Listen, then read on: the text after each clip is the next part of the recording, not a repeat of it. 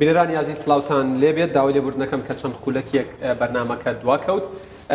باسی ڕۆژی ئەمڕۆمان تایبەتە بە قسەکردن لەسەر پرسە سیاسیە هەنووکەییەکان کۆی پرسە سیاسیەکان ڕیفراندۆم ڕێکەوتنی لایەنەکان کاراکردنەوەی پارلەمان کارکردن و هەوڵدان بۆ بوونی یەکلیستی یاخود یەک هەڵوێستی لە نێو پارتە ئیسلامیەکان کۆی ئەم پرسانە لەگەڵ دکتۆر شوان قەڵاتزەیی ئەندامی مەکتەبی سیاسی بزوتنەوەی ئیسلامی و هەروەها سەرۆکی فراکسیۆنی بزوتنەوەی ئیسلامی لە پەرلەمانی کوردستان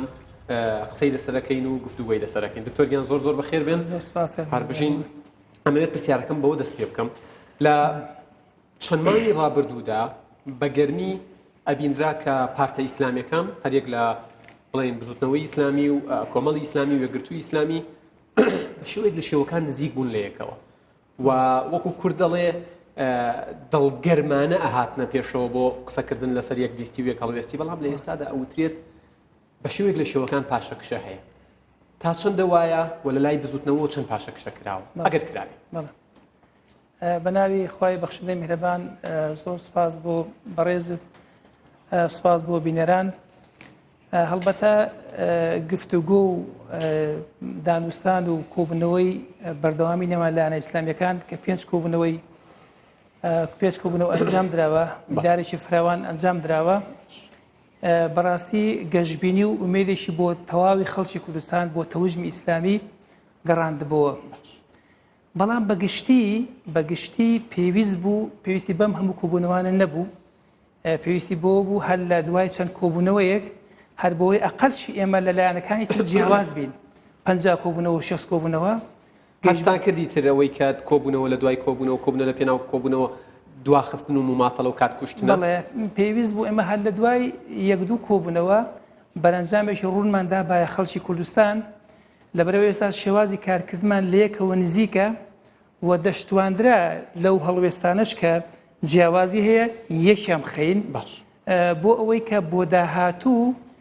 بتوانین بە یەک دەنجی و بە یەک مەوقیفی و بە یەک هەڵوێستی و بە یەک بیرروبۆچوونی ئیستیجابەمان هەبێ بۆ داواکاریەکانی خەڵکی کوردستان. چکار لایەنە ئیسلامیەکان ناتوانێت ئێستا بۆ شایشی گەورە لە ساحەی سیاسی کوردستاندا پڕ بکەنەوە و جۆرەها تەجروبە و ئەزموونیش تاقی کراوەتەوە. بۆ نمونە دوو لایەنی ئیسلامی و دوو لایەنی نەتەوەیان دوو لایەنی عەلمانی یان تەحالوفی کوردستانی. بە ئەو جارە ئەمانتوانی ئێمە بەیەکەوە لە یەک دۆڵاباینە، لە یەک دۆڵباین، لە یەک مەوقفی یەک هەڵوێستە کێشەکانمان چارەسەر کردوان. بەڵام ئێستا بە فەرمی ڕانەگەیەندراوە کە ئەمە بەرەنجامێکی ئیجابی لێ نەکەوتوتەوە، بەڵام بەگشتی لە ئاستی تموحاتی تەوژمی ئیسلامی دانیە. ئێمە وەکو خۆمان تا ئێستا کەس بەڕسمی ئیعلانی پاشەکەوتی نەکردووە. ئێمە وەکو خۆمان وەکو بزوتنەوە لەوانەیە هەر مەرجمان نەبێت، ئەمەش لە لاوازیەوە نییە. ئێمە تاریخی ڕابردوومانەوەی ئیسلامی کە جەنابەت ئەندامی مەکتەبی سیاسی ئەو پارتەیت و سەرۆکی فراکسیۆنەکەشیانی لە پەرلەمانی کوردستان، ئێوە وەکو بزوتنەوەی ئیسلامی بە هەموو شێوەیەک لەگەڵ یەک لیستی وێگەڵوێستین، بە هەموو شێوەیەک لەگەڵ یەک حیزبیش داین، لەگەڵ یەک لیستی داین، لەگەڵ یەک هەڵوێستی داین، تەجروبەشمان یعنی بە ڕاشمان گەیاندووە و هیچ داواکاریکیشمان نییە، بەس لە پێناوی ئەوەی کە ئێمە بتوانین لە داهاتوودا بەو یەک دەنجیا ڕۆڵی زیاتر ببینین. لەو دوو لایەنەی تر یەکگرتوو کۆمەڵ کامیان زیاتر هاتوونەتە پێشەوە بۆ بەسەری یەک هەڵوێستی؟ هەمووی ئێستا لە کۆبوونەوەکان هەمووی قسەی باش دەکرێت، هەمووی هەر تەکیل لە یەک نزی دەکات، بەڵام لەو ئێستا خەریکی ئامادەسازین بۆ کۆبوونەوەیەکی تر لەو کۆبوونەوەی بەدڵنیایی کۆبوونەوەی چارەنووساز دەبێت. لەو کۆبوونەوەیدا نیەتەکان ناخەکان بەڕاستەوخۆیی دەردەکەون، چکە ئەو بابەتە ناکرێت. ئەم کۆبوونەوە ئێستا حاڵی حاضر وردە و دەزەمینەسازی بۆ دەکرێت. لەم دووشەمبەی ڕابردوو لیژنەکە بەشێکیان کۆبوونەوە بۆ ئەمەدەسازی ئەو کۆبوونەوەیە. پێشم وایە جورئەتی دەوێت ئەم یەک دەنجیە ئەم یەک لیستیە ڕوبەڕووی بینەوە ئەنجامی نەدەین. لەبەرەوە ئەمە سەری تاریخی ئەمە کردووە، ئەمە ناڵێین یعنیەوە بەس دایمە هەمیشە یەک هەڵوێستی سەرکەوتنی گەورەتری بەدواوە. پێشم وایە هەم لە ڕووی نیشتیمانیەوە، لە ڕووی نەتەوەییەوە، لە ڕووی جوانکردنی ئاراستەی سیما ئیسلامیەکانیش ئەو یەک دەنجە هیوایە دەگەڕێتەوە بۆ خەڵکی کوردستان، حتا بۆ غەیری تەوژمی ئیسلامیش. باشە دکتۆر، ئەوترێت یەکێک لەو تەرحانەی کراوە یەکێک لەو بۆچوونانەی خراوەتە ڕوو ئەوەیە کە تا کاتی هەڵبژاردن بڕۆن بە جیاجیا لە دوای هەڵبژاردن یەک لیستان هەبێ ئەمە تا چەندە ڕاستە ئەمانە هەمووی باسکراون بەس نەبوونە بڕیار هەمووی بیرۆکەیە بەڵام پێم وایە ئەگەر لە ئێستاوە ئێمە یەک نەبین نەتوانین لیستێک دروست بکەین و تەنانەت نەتوانین ببین یەک حیزبی ئیسلامیش ئەمە بۆ داهاتوو زۆر جێی ئومێد و ئاواتی خەڵکی کوردستان نابین چکە ئەبێ ئیسلامیەکان ئەبێ ئیسلامیەکان گەشتبینی بەوەی کە ببن بە یەک حزب هەرگیز ئەزانیت ئێمە خۆمان کە حیزبێکی خاشین حیزبێکی خۆماڵین بەشداری خەباتی شاخ و ڕاپەڕین دوای ڕاپەڕین و لەگەڵ معاناتی میلەتی خۆماندا بووین ئامادەیمان تێدایە ئێستا ئامادەیمان لایەنەکانی ترستەکەی ئامادە من ناڵم ئەوانتیاندانە بەس ئەوان لە قۆناغبەندی بەپێی ینی هێنانەوەی هەندێک مبەڕیر بەڕاستی خۆدورخستنەوەیە لەو مەشروعە گەورەی کە حاڵەتی ئیسلامی بەرەو پێش دەبات ئەنی مبەڕیر دێنرێتەوە بەڵام ئەوە نصوصی قورئان نصوصی فەرمودەی پێغەمبەر صلی الله علیه و سلم هەمویان تاکید لەوە دەکەن بە یەکڕێزی بەرەکەت دێتە پێشەوە بە یەکڕێزی هەنگاوی باشتر بەرەو پێشەوە ئەنین ئێمە زیاتر لە پاشەکشەداین بۆچی ئێستا تەوژمی ئیسلامی نەتوانێت لە داهاتوودا بڵێ ئەبێ یەکێک لە دەستەکانی سەرۆکایەتی هیلانە ئیسلامیەکان بێت بۆچی ئێمە هەر بەو پەرتەوازەیە مبەڕر بدەین بەدەستەوە بە خەڵکی کوردستان بڵێ ئێمە سەرمان لێ شێواوە لە بنەماڵەیەکە یەکێک مڕەشەحی یەکگرتووە یەکێک مڕەشەحی کۆمەڵە ئامۆزایەکەی مڕەشەحی بزوتنەوەیە ئەم هەموو لیستە ئەم هەموو ناو نیشانە باوەکو ئەزمون تەجروبەی کەین با لەو قۆناغە هەستیارەی ئێستادا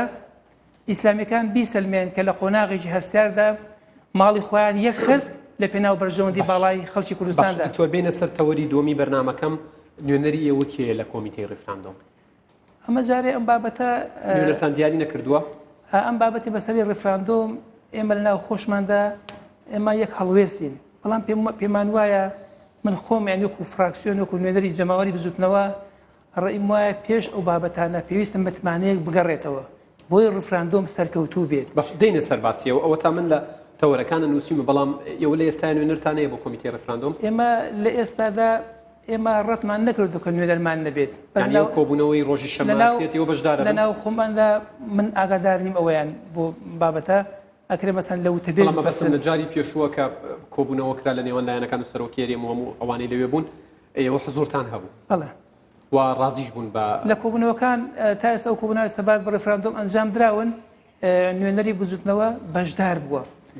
بەڵام دەکرا بزوتنەوە جیاواز لە لایەنەکانی تر بەڕاستی مەرجی بەشداربوون ببەستێتەوە بە کاراکردنەوەی پەرلەمانی کوردستان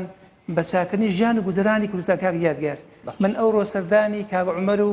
مامۆستا ئیبراهیم مامۆستا بیلالم کردووە لە مەسئول لقی یەکێتی نابینانی سلێمانی بەرپرسی کورتە باڵاکانی شاری سلێمانی خەڵک ژیانی خراپە ژیانی جوتیاران ژیانی خەڵکی بازار ژیانی فەرمانبەران ژیانی مامۆستایانی زانکۆ ژیانی پێشمەرگە ژیانی هێزەکانی ناوخۆ بەگشتی پێویست بوو بەڕاستی وەکم بتمانە بگەڕێتەوە دڵی خەڵک خۆش بکرێت اینجا ئەمە بۆی خەڵک بڵێ بەڕاستی ئەم حکوومەتە لە خەم ئێشوجانەکانی خەڵکی کوردستاندایە ئێستا خەڵک برسیە لە موچە بەنایاسایی موچەی لێکم کراوەتەوە اینجا پەرلەمانەکەی پەک خراوە کۆمەڵک هەنگاوی گەورە نرابانە دۆخەکە ئاسایی کرابایەوە بۆی ئەم بەسەلێ ڕێفراندۆمە کرابایە میرەجانێک کرابایە یعنی ئاهەنگێکی گەورە بە هەموو دنیامان سەلمانبایە کە گەلی کوردستان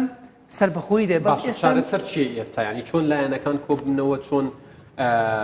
بگەن بە خاڵێک کە تیایدا بڕیار بدەن نێوماڵی کوڕێک بخەنەوە من ئەزانێکی بەڕاستە خۆیانی بڵێ من بە وەفدی خۆشمان وتم ئەبوو پێویستە ئێوە کە لە کۆبوونەوەکەی بەڕێز جەنابی کاک مەسعود بەشدار بووبانایە بەتابەتی کە بەڕێز سەرۆکی حکوومەتیش ئاگادار بوو لەوێ ئێستا ڕاشکاوانە بێڵێ وتم ئەبوو پێتان وتبایە جەنابی کاک مەسعود فەرمان بکە بە بەڕێز سەرۆکی حکوومەتی کوردستان باوەعد وەکو بەڵێن بیدا بە خەڵکی کوردستان لە سەرەتای مانجی حەوت موچە ئاسایی دەکرێتەوە یا ئەم پاشەکەوتە ڕێژە زۆرەی نابێت لە خەڵک بڕێت ئێوە پێتان وایە حکوومەت دەتوانێت ئاسایی بکاتەوە خۆی نایکا من پێم وایە لە 100% مادەم ئەم وڵاتە نەوت دەفرۆشرێت ڕسومات و باس لەسەر خەڵکە بە چەند قات بەرز کراوەتەوە داهاتی ناوخۆیی هەیە داخاتی خەڵسووریەکان هەیە ئێستا بەپێی ئەو ڕێژەی ئێستاش ینی دانی موچەر ئەوە بەپێی بایۆمەترێکەش ڕێژەی فەرمانبەران کەم بۆتەوە پێم وایە ئەکرێ گۆڕانکاری بکرێت نابێ ئەم بابەتە ئەم سیاسەتی برسیکردنە بە سیاسی بکرێت. دکتۆر شوانقەڵاتزەی ڕای وایە کە چاکترکردنی گوزەرانی هاوڵاتیان و دەستکاریکردنی موچە هیچ نەبێت پاشکەوتەکە کەم بکرێتەوە کاریگەری ایجابیە بێت لەسەر ڕێفراندەم. متمانە دەگەڕێتەوە. ئێستا خەڵک متمانەی نییە. خەڵکی کوردستان هاوڵاتیان هاونیشتمانی خەڵکی تێکۆشترن. لە دوای ڕاپەڕین کە ئازانی موچە نییە خەڵک ئەسڵەن باسی موچە نەدەکرد. دەرسی دەوتەوە زانکۆکان ئاوەدان بوون، فەلاح دڵی خۆش بوو، خەڵکی بازار دڵی خۆش بوو، دڵی هەستی نیشتمانیان بەهێزتر بوو. بەس ئێستا کاک دیارگەر لە دنیا نەبووە وڵاتێک چوو بێتە سەر نەخشەی وڵاتانی بەرهەمهێنی نەوت فەرمانبەرەکانی برسی بن، موچەخۆرانی برسی بن. هێزی پێشمەرگەی کوردستان بڵێن وڵا ئەمریکایەکان پارەی بەشێک لە هێزەکانی پێشمەرگادەن. بەڕاستی ئەمە کارەساتە. کەم ئەندامێک لە 150,000ەوە 70,000 پێ بدرێت.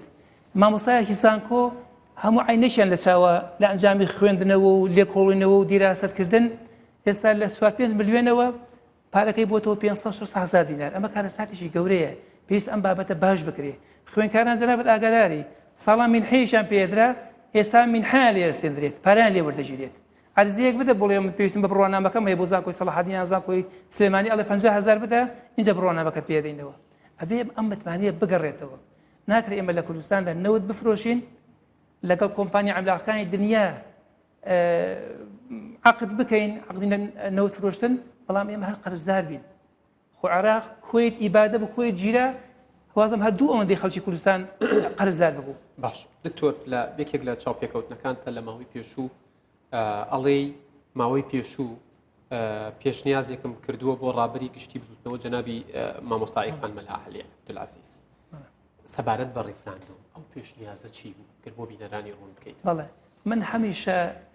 بەبەڕێز جەنابی ڕابریشم بتووە بە مەکتەبی سیاسیشم بتووە بزوتنەوە لە حکومەتا بەشدار نییە. بزوتنەوە لەو قەیرانانەی لەو برسێتکردنی خەڵک بەشدار نییە. لەبەرەوە وا باش بوو مەتاڵیبەکانی خۆی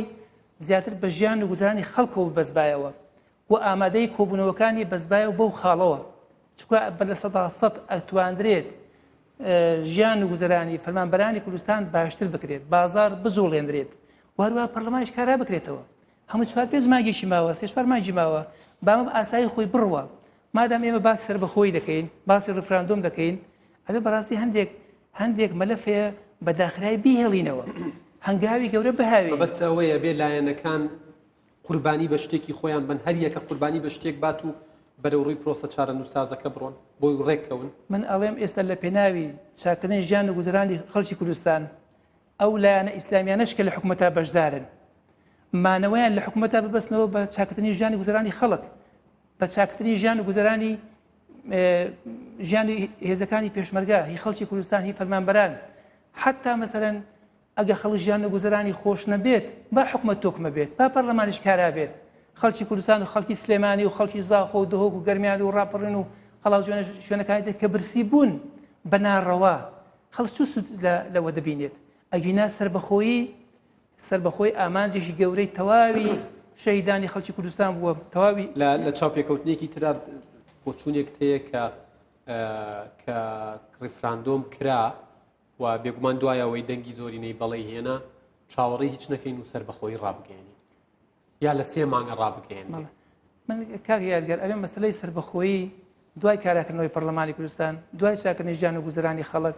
ئەبێ بیکەینە واقع، بیکەینە دیفاکتۆ. بۆ نمونە 25 دیاری کراوە بۆ ڕفراندۆم. ئەبێ بڵێن بۆ نمونە لە 1/11 خەڵکی کوردستان چاوەڕێ بن ئێمە بەڕاستەڕاحەتەن مەهماکان هەرچیەک دێبا بێ ئێمە ئێلانی سەربەخۆیی لە ئێلانی سەربەخۆیی دەکەین لە ئەنجامی بەرەنجامی ڕفراندۆم. بەڵام ئێستا ئەبێ ئێمە چا بکرێت. ئێستا تۆ ئەزانی ئێمە بەتەمای سەربەخۆیین، بەڵام ئێستا جوتیارانی کوردستان دوای 26 ساڵ لە حکومڕانی گەنمەکانیان لێ وەرناگیرێ، بە دەرەجەی نزم لیان وەردەگیرێ. ئێستا گەنم ئەچێ بۆ کەرکووک، بە جوتیارە عەرەبەکانی دەفرۆشن، عەرەبەکانیش لەوێ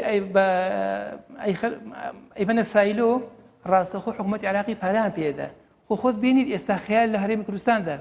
خەڵک لە جادە فڕێدات، نافرۆشتێت. کودی و خێار لە عەلوە بە 100 دیار لیان وەردەگرن.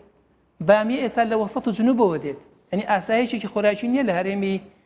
کوردستاندا. دوای 26 ساڵ ئێستا ئێمە نەماتوانێت ئاسایشی ئاوی خۆمان دابینکەین لەو ڕۆژانە لە پرسیارەکانم بەڵام پێش ئەوە هەستەکەن یعنی وڵاتێک لە وڵاتەکانی دراوسێ هەموو وڵاتە دراوسەکان بە بەرنامە دژایەتی سەر بەخۆی کوردستان بکەن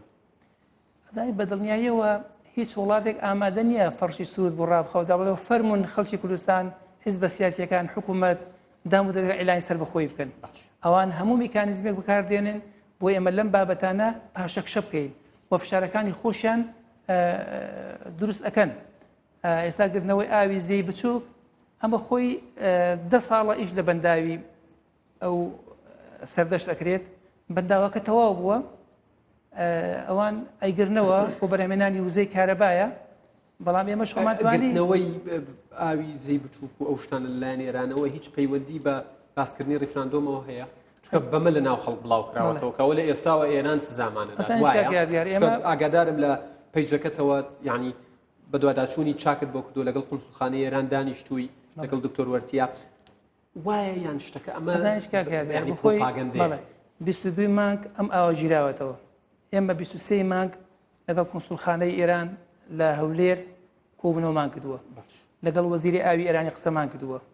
لەگەڵ سەرقونسول ئەو کاتە لێرە نەبوو لە تاران بوو بۆ نێجەژنەوە گەڕابووە سەردار عیبادی قسەمان کردووە ئەوان هەمویان ئەڵێن ئێمە بەنداومان دروست کردووە ئامانجی بەنداوەکە بەرهەمێنانی کارەبایە ئاوەکە بەشی ئەوەندە دەگەینەوە تا تۆرباینەکان ئیش پێ دەکات کە ئێمە قسەمان لەگەڵ حەمیدە ڕزایی کرد لە هەولێر وتی کاکە کە هەر کاتێک بەنداوەکە پڕ بوو ئێمە بەریادەینەوە وتی خەڵکی کوردستان دڵنیا بکە خەڵکی قەڵازێ خەڵکی بیتوێن دووکان هەموو پەیوەندی بە هەموو شوێنەکانەوەیە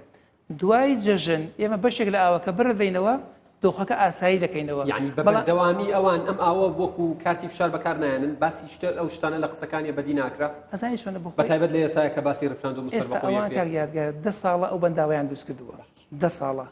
بۆ بەرهەمێنانی وزەی کارەبایە حکوومەتی هەرێمی کوردستانی زانیوێتی کە ئەم بەنداوە کاریگەری سلبی هەیە ئێستا 10 ساڵ لەمەوبەر 5 ساڵ لەمەوبەر دیزاین کراوە بۆ دروستکردنی بەنداوی دڵگا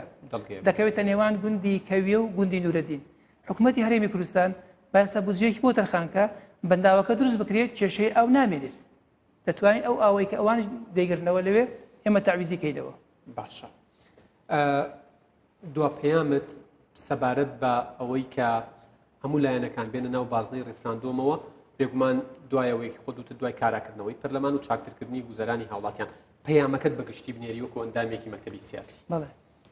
من داوام لە هەموو لایەنە سیاسیەکانی کوردستانەوەیە داوام لە بەڕێز جەنابی کاک مەسعود بە تایبەتی ئەتوانێت ڕۆڵی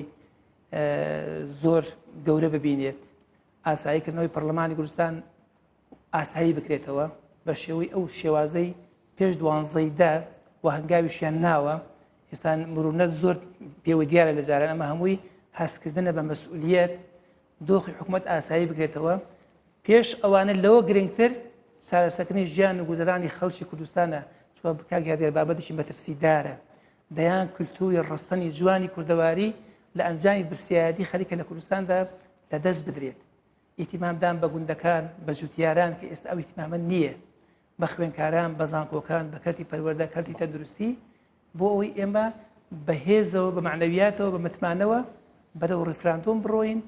و بتوانین بە ڕێژەیەکی زۆر باڵانسێکی گەورە لە پێناوی ئەوەی کەەوە ئەو ئامانجای کەەوە قازی محەممەد شێخ محمودی حەفیدی سلێمانی مەلا مستەفای بارزانی شێخ سەعیدی پیرانش بۆی دوڵای نەهری شەهیدانی چوارچرا 182,000 ئەنفال 5,000 شیمیا بارانی هەڵەبجە 8,000 لە بارزانیەکان ئەم ئاواتە بێتە دی نابێ ئێمە عینادیەکان بگاتە ئەو ڕادەیە کە ئەم قەیرانە و خۆی بێنێتەوە. بەڵێ دکتۆر شوان قەڵاتزەیی ئەندامی مەکتەبی سیاسی بزوتنەوەی ئیسلامی و سەرۆکی فراکسیۆنی بزوتنەوە لە پەرلەمانی کوردستان زۆر سپاس بۆ کاتێک کە با ئێمە و با بینەرانت بەخش. زۆر سپاس بن. بەڵێ بینەرانی ئەزیز باسی ڕۆژ کۆتایی هات تا باسی ڕۆژێکی دیکە ڕێزی یادگار فایق و ئەم ستافە جوان و بەڕێزە لە شاری سلێمانی و لە شاری هەولێر قبوڵ بکەن بەخوای گەورەتان ئەسپێرم ماڵی ئێوە کوردستان هەمیشە ئاوەتان بێت.